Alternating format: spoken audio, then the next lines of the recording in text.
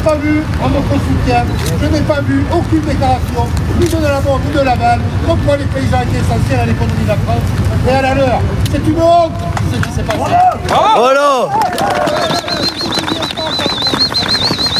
Je ne sais pas, je ne ferai jamais de promesse de ce qui va sortir ce soir, des déclarations des uns et des autres.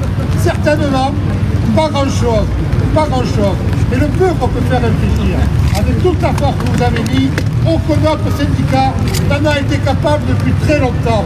Donc applaudissez-vous une fois.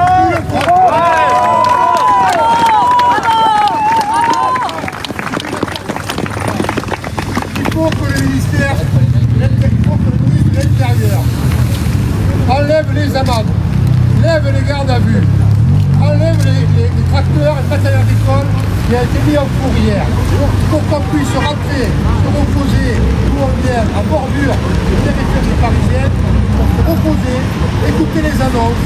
Et si jamais les annonces ne nous conviennent pas, rediscuter entre nous du plan d'action qu'on fera. Est-ce que ça sera revenu d'ici? Est-ce que ça sera aller bloquer des stratégies? Est-ce que ça sera aller rentrer au pays pour retrouver nos familles, se reposer et réagir dans les départements?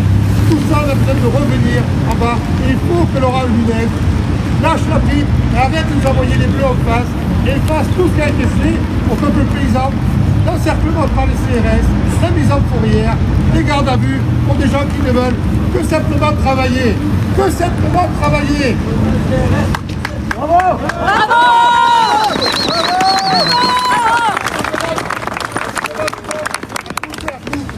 De garder du calme, d'aller de vous reposer et à être prêt de rentrer chez vous. Pour ceux qui peuvent revenir en véhicule léger sur les points de base. Concentrez-vous tous au point de base, parlez-en les uns avec les autres pour rentrer d'où vous étiez, invitez les autres qui n'ont pas de repères à vous rejoindre pour essayer de trouver des solutions de repli que vous puissiez vous laver, dormir, vous reposer, qu'on puisse vous y retourner et écouter certainement les annonces de pas de grand-chose ce soir, qu'on doit écouter pour voir si on a été critique ou pas, qui a voulu nous entraver et comment on va sortir de cette crise. Ces combats seront durs, peut-être qu'on n'aura pas fait grand-chose. Le combat sera long, et vous savez qu'on le mènera et qu'on le mènera tous ensemble. Pendant plus d'un mois et demi pour les premiers, nous sommes sortis de nos fermes, nous avons manifesté, nous n'avons jamais arrêté jusqu'à la montée à Paris, qui a été massive. On avait